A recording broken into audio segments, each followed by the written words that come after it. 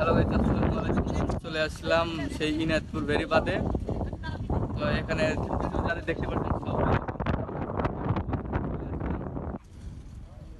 তো এখানকার ভিউ দেখে তো পুরো মাতাল হয়ে যাচ্ছি। হ্যাঁ, সুন্দর জায়গা হতে পারে, আমি আগে জানতাম না। অনেক সুন্দর জায়গা।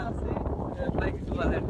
ইনশাল্লাহ দোয়া করবেন, আমরা যেন ভালো সারাদিন ঘুরে ফিরে সন্ধ্যার দিক বাসায় যেতে পারি। শুভকামনা সবার জন্য। অনেক সুন্দর একটা জায়গা। বাড়ির পাশে রওনা দিলাম আজকে।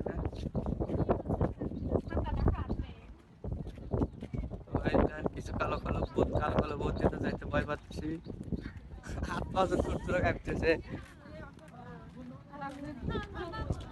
তো এখানে আসলে আপনারা অবশ্যই অনেক কালো কালো ভূত, সাদা ভূত, লাল ভূত, সব ভূত দেখতে পারবেন।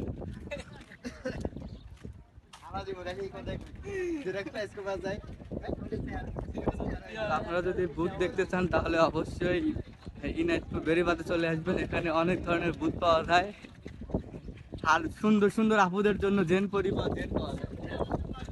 ইনসান জেন, অনেক সুন্দর সুন্দর জেনও আছে।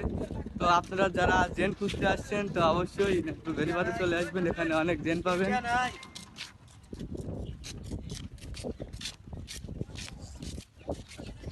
এই যে আপুরা সুন্দর সুন্দর জেন চান তাহলে ইনায়তপুর বেড়িবাঁধে চলে আসেন, সুন্দর সুন্দর জেন পরি পেয়ে যাবেন। জেন পরি জেন, এই মনে করেন যে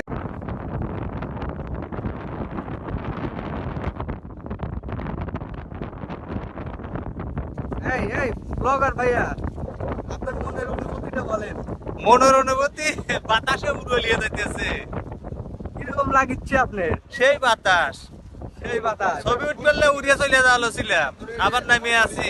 তো গাইস, আমার বড় ভাই ঘুরে যা ছাড়ছিল একটু লেগে, মানে প্যারাশুট আসছিল কি প্যারাশুট নটা নিয়ে ধরছিলাম, ব্রিজ খুলে ওই যে খানিক পরে আছে। ওই দেন, ওই যে ব্রিজ খানিক ভেঙে আছে, ব্রিজ ভেঙে গেছে। ব্রিজ ভেঙে ব্রিজ খানিক লিয়েই গেছে, পরে আমাকে করে লিয়ে যাওয়ার মান নাই, আমি হেনি রছি।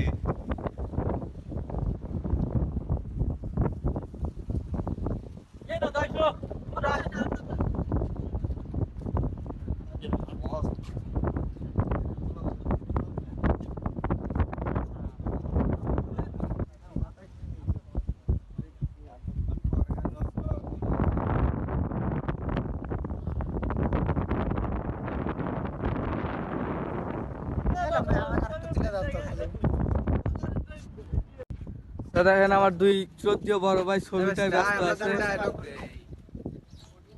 লোকজনের লেগে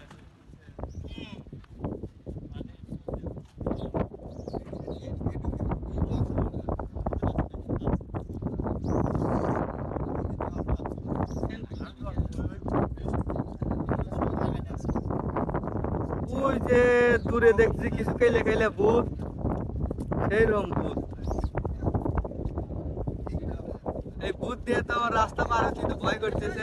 তারপর আবার এনে আবার ভাঙ্গা রাস্তা, আবার ওই পাশে বসে আছে যে ভূত, এক ঝোপ ভূত। ওই পাশে তাদের ভয় পাচ্ছি, ওই ভূত গুলো যদি আমার ধাক্কাতে ফালা দেয়, আমি তো আমার সাঁতার জানি না। আর এখানে আমার ব্লগার বড় ভাই, তো টাটা দেন। কি অবস্থা? ভালো আছেন আপনারা সব? একে তো আপনারা অবশ্যই চেনেন, হ্যাঁ, এটা ব্লগার, টিকটকার, ইউটিউবার, ইনস্টাগ্রামার।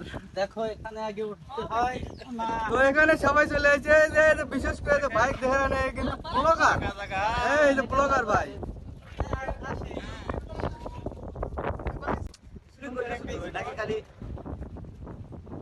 ভাই তো পরে কথা সিস্টেম করে দেবো। পরে কথা লাগানি ইয়ে করে মাথা গো ভাই রে।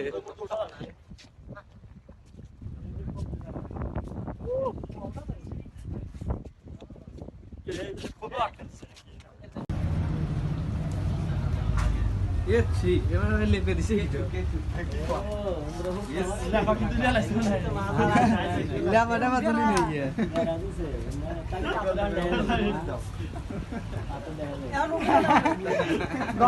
গাইস, অনেক ঘোরাফেরা শেষে চলে আসলাম গোলাম কাকার হোটেলে। ইনায়তপুরের সবচেয়ে চাইতে বিখ্যাত যে হোটেলটা সেটা হচ্ছে এদের গোলাম হোটেল। তো এখন অনেক সকালে আসছি আমরা, একটু বেরিবাতে ঘোরাফেরা শেষে একটু খিদে লেগে গেল, তো আমরা সবাই ঢুকে বললাম এই হোটেলে।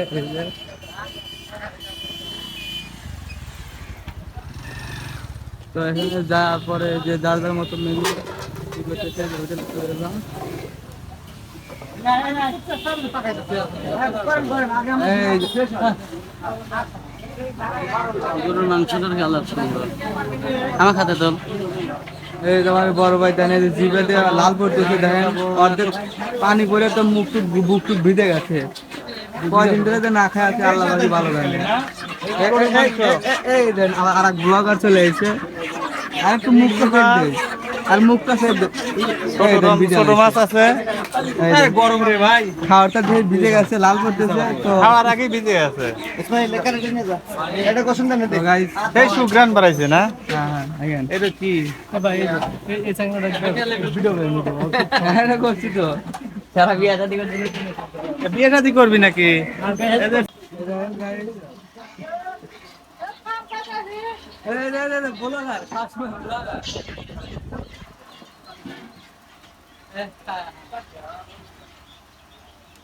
ভাই দীর্ঘ 10 মিনিট বসে থাকার পর এই যে আমরা তরকারি পেলাম, দেখেন খাওয়া দাওয়া সব শুরু করে দিচ্ছি।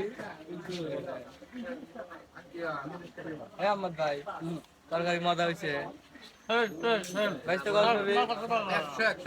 ভাই দোষ তরকারিটা আসলে জোশ হয়েছে, তো আপনারা অবশ্যই চলে আসবেন দিনাজপুর গোলাম কাকার হোটেলে।